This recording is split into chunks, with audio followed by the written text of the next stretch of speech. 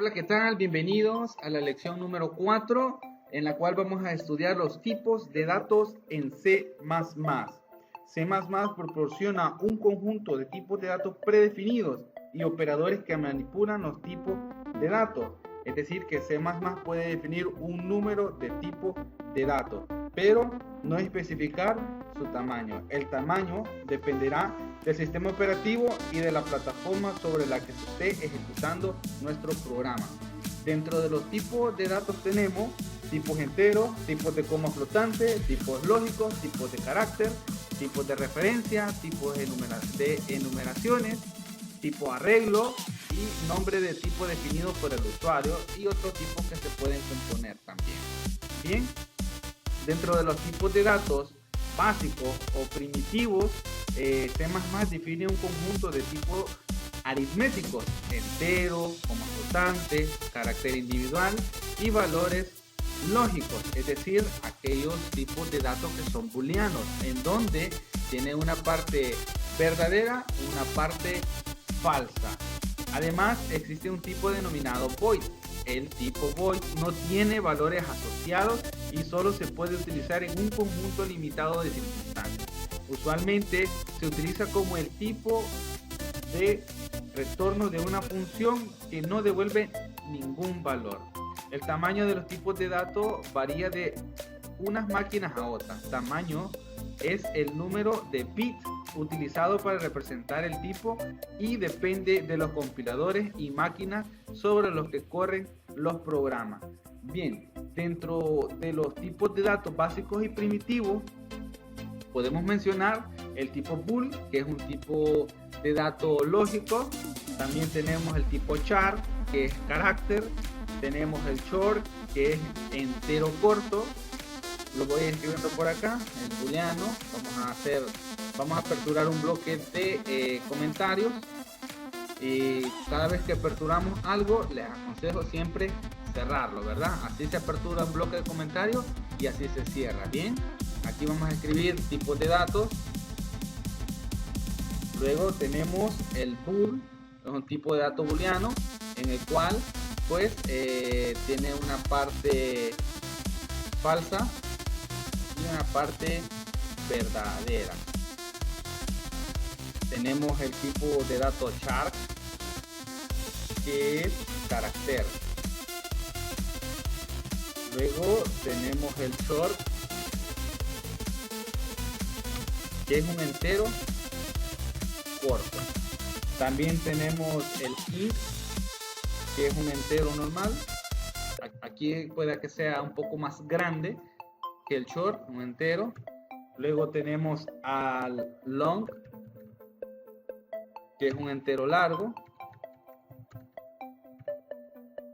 Tenemos el float, que es un real simple precisión o un tipo de entero de coma flotante. También tiene sus límites, y está el double,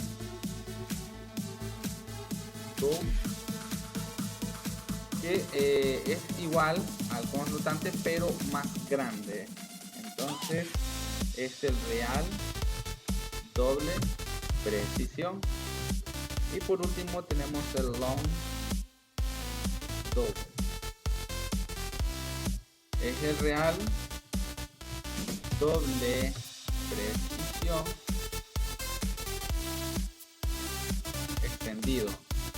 Este es el dato más grande que podemos utilizar en términos numéricos. Bien, entonces estos son los datos primitivos o básicos que nos permite C++ utilizar. Ahora, dentro de ellos, para los caracteres tenemos char, y se me olvida string también, que esto es una cadena de caracteres, es decir, ya una palabra larga, un conjunto de texto, un párrafo. Char solamente es, como quien dice, una letra nada más. Bien, tenemos a char y a string para los caracteres, y desde acá son para los números, es decir, tipos de datos numéricos. Entonces estos son los tipos de datos que nosotros podemos utilizar a lo largo del curso de C++ y es de esta forma también como nosotros vamos a declarar una variable. ¿Se recuerdan? Cuando se trabaja en diagrama de flujo, nosotros simplemente declaramos el número de variables que se va a utilizar en el cuerpo del diagrama. Aquí funciona exactamente igual. Ahora bien, la diferencia es que nosotros aquí tenemos que declarar el tipo de dato que se va a utilizar. En diagrama de flujo no, simplemente declarábamos N1, N2, A, B y C. Aquí tenemos que declarar el tipo de dato a utilizar. Por ejemplo, yo voy a declarar un tipo de dato int, que como antes había mencionado, es un entero, es decir, aquí no va a existir un número decimal, simplemente números enteros. Entonces escribo int y escribo el nombre de la variable. Recuerden que el nombre de la variable puede ser cualquier texto, combinación de carácter y número, ¿verdad? Entonces en este caso voy a colocar N1 y tenemos dos opciones. Tenemos la opción de asignarle un valor numérico, porque así es el tipo de dato que nosotros estamos trabajando, o podemos prácticamente dejarlo así nomás. Si lo dejamos así nomás, está declarada, pero si ponemos int n2 y le agregamos un dato, nosotros estamos inicializando esta variable con un dato numérico. Por ejemplo, le voy a colocar 10. Regla de oro, punto y coma. Estamos trabajando bajo el mismo archivo de Hola Mundo, así que vamos a imprimir. Recuerden, así como lo hacíamos en diagrama de flujo, que nosotros estábamos imprimiendo texto en pantalla o los mensajes, que lo hacíamos entre comillas, pues de esta manera también se trabaja en C++. Por eso trabajamos bastante los mensajes entre comillas, para que acá estuviéramos 100% familiarizados. Bien, aquí voy a colocar un mensaje que va a decir el dato. Recuerden que aquí nosotros podemos escribir lo que nosotros queramos. El dato es, voy a dejar el espacio, ¿por qué?